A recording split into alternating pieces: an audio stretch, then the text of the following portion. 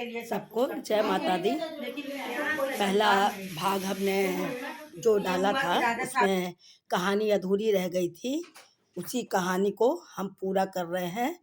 और आप लोग दोनों पहले भाग 1 देखिए, तब भाग 2 देखिए और कहानी तब पूरी होगी।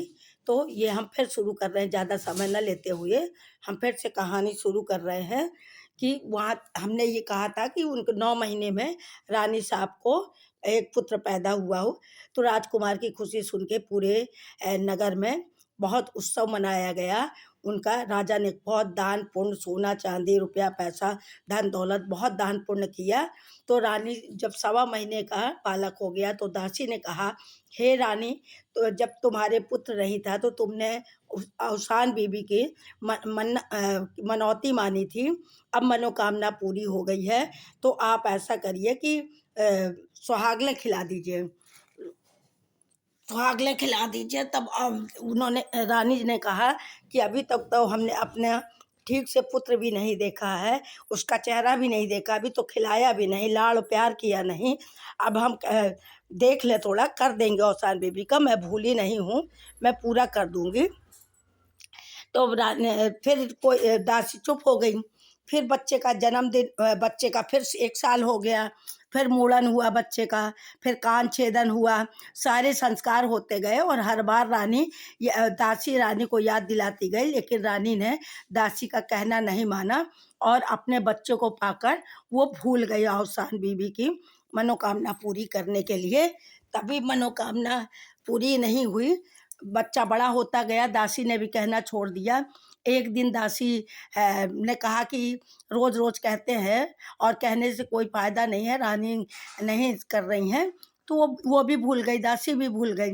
जब लड़का बड़ा हुआ राजकुमार, तो राजकुमार का विवाह तय हुआ दूसरे राज्य में, तो राजा साहब बोले कि इसका विवाह संपन्न हो गया है। तब दासी ने कहा कि ठीक है, रानी साहब विवाह तय हो गया है, लेकिन कुछ याद कर लो। तो रानी ने कहा कि हाँ, मुझे सब कुछ याद है। अब शादी ब्याह की में सब व्यस्त हो गए, बारात गई, धूमधाम से बारात गई और जब जिस जगह पर रानी ने औसान बीबी से मन्नत मांगी थी, उस जगह पहुँचते-पहुँचते राजकुमार बेहोश हो गए और बेहोश होके जब देखे तो एकदम मूर्छित हो गए।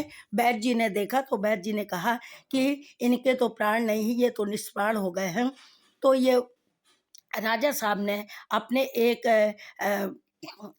एक दूत को भेजा और ये कहलाया रानी साहब के यहाँ कि ऐसा बारात जा रही थी तो ऐसा हो गया वन में और राजा साहब नहीं रहे। तब दासी कहने लगी कि मैंने तुमसे कहा था कि तुम औसान बीबी की सुहागलें खिला दो, तुमने माना नहीं मेरी बात, आप देख लीजिए। तो रानी साहब रोने लगी और कहने लगी कि ठीक है, हम तुरंत करते हैं।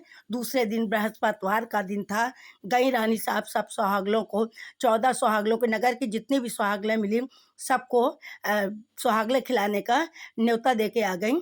और दूसरे दिन उन्होंने नहा धो के सुबह पवित्रता से औसान बीबी की मनौती पूरी की।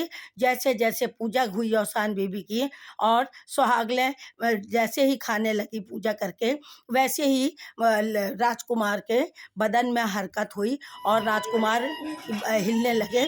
तब देखा, वैद्य जी ने कहा कि नहीं, राजकुमार को होश आ गया, मूर्छा आ गई थी, मूर्छा से उठे और राजकुमार फिर उनको सजाया गया और आगे बारात गई।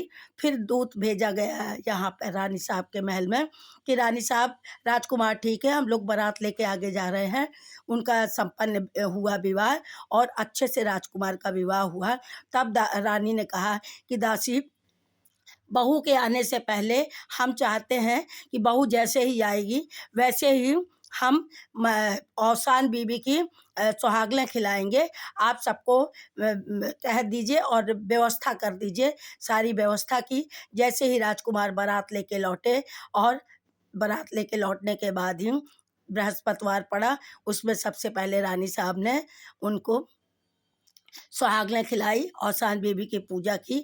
औसान बीबी प्रसन्न हो गई। जैसे औसान बीबी ने उनकी सहस्त्र मनोकामना पूरी की, वैसे औसान बीबी सबकी सहस्त्र मनोकामना पूरी करे। बोलो जय हो औसान बीबी की। उसके बाद अंत में सबको सुहाग लेना चाहिए गौरी का 5 बार लगा के, फिर उसी हाथ से छठवीं बार अपने मांग पे लगा लेना चाहिए। और जो चूड़ियाँ चढ़ाई जाती हैं वो चूड़ियाँ उठा के एक एक सब सुहागनों को, एक दो सब सुहागनों को लेके पहनना चाहिए, बिंदी लगाना चाहिए। फिर इसका विसर्जन करना चाहिए। विसर्जन में इनका जो हम आसन देते हैं उस आसन को पूरा सकेला जाता है। सब गीत गाते हुए